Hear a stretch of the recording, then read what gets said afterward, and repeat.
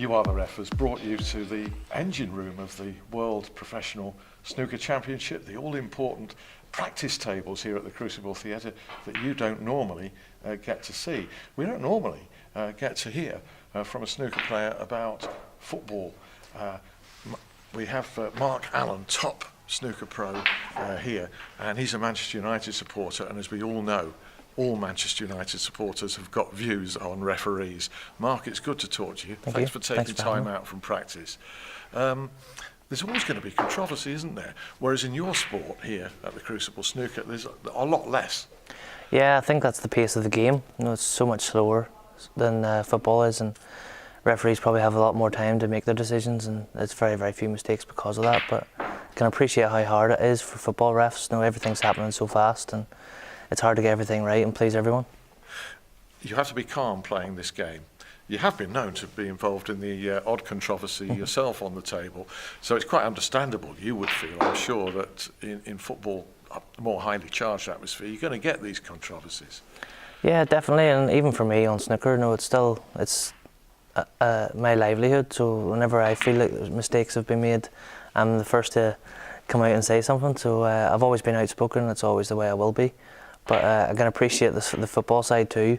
There's a lot of money involved, and no managers getting the sack, because of bad decisions possibly, and points dropped, and goals allowed, disallowed, things like that, offside decisions. It can be very, very tough, but maybe time to bring in a bit of help for the referees and video replays and things like that. No, I don't think it would slow the game down too much. Because in snooker, you actually use that, don't you, for the replacement of the ball, for instance, and it seems to work quite well.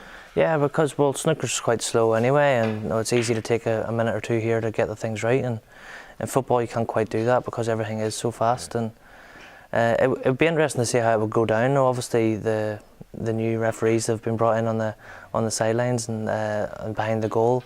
They don't really seem to do too much. They're there, but they don't really seem to get involved, and it's a bit of a shame, so why not just get rid of them and get video replays and stuff in. I think that would be great for the game because there's so much money involved now that it's about time that technology was brought in. Yeah, well, goal line technology seems to have worked. Would you be worried about the delay though because of the momentum that's required for the sport? Well, there's no harm in really maybe continuing with play until the ball goes out and then maybe going back to a replay. I think that would maybe be the best way. I think it'd be hard to stop it there and then in case, as you say, momentum is a big thing, and with athletes that play football now, that a team can go from one end to the other and score within 10 seconds. So why not play on until the ball goes out of play and go back, check a replay, and it can't be that hard to do. Or in fact, if an extra official's watching a bank of monitors, you can almost see it within 10 seconds. Yeah, pretty much. And they've got the little buzzers for the referees now. Yeah. The assistant referees and stuff that they can use. So there's nothing to say that they can't give the referee a little buzz if there is a decision that's been made incorrectly. Okay, so what does this Manchester United supporter think of the standard of refereeing at the moment in the Premier League? It's probably the same as it always has been. The problem is now with any sport, it's so much in the public eye that any mistake does get magnified, and because of the money that is in the sport now, decisions become more important than maybe they once were. They're always important to the team that's involved at any level, but even more so now with the money that's in the game.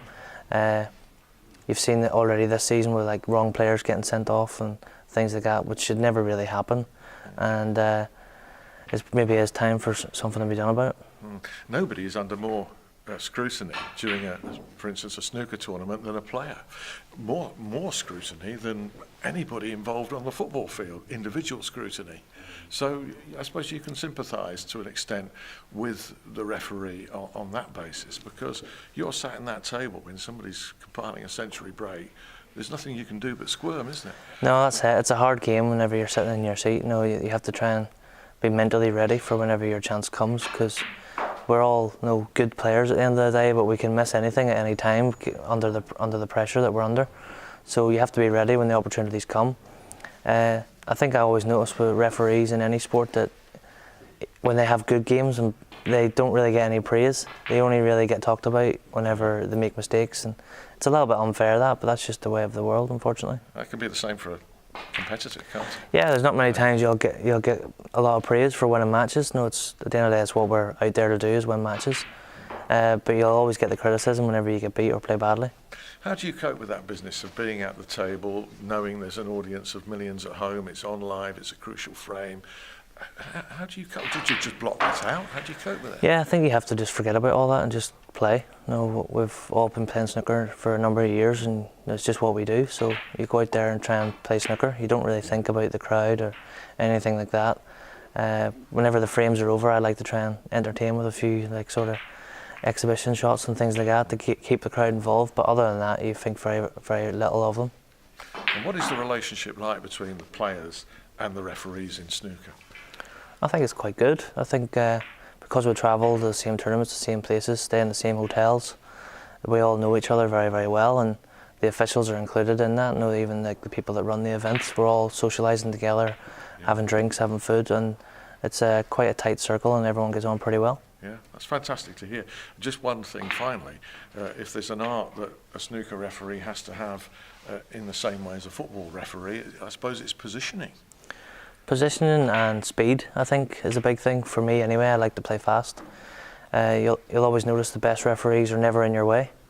Even in a small arena like the Crucible, they're never in the wrong place. And if you ask for the white to be cleaned, or if they're getting balls out of the pocket, it's always done very, very fast. And that's what you need with a good referee. And the ones you don't notice, as in football, are often yeah, exactly. The ones that are in your way or forgetting to pick balls out or calling the wrong scores, that's the ones that get criticised, and the best ones are always the ones that are invisible, a bit like football. Yeah, and they're in the best position to see a shot or to see a foul, but the players call fouls on themselves in snooker. Yeah, I think never that's get that in football. No, unfortunately not. That's the one downside. You know, for any kids coming into football, they see the professionals on TV and they're maybe going down a little bit easy to try and get free kicks or penalties, and they would never sort of claim like a handball or things like that on themselves. But I think that's just part of the game. If that would need to be stamped out at grassroots level before it would ever reach the professional game. And we're lucky in our sport that it is very honest. So, would you like to see more of that in football? Can it ever be achievable with the Manchester I don't think so.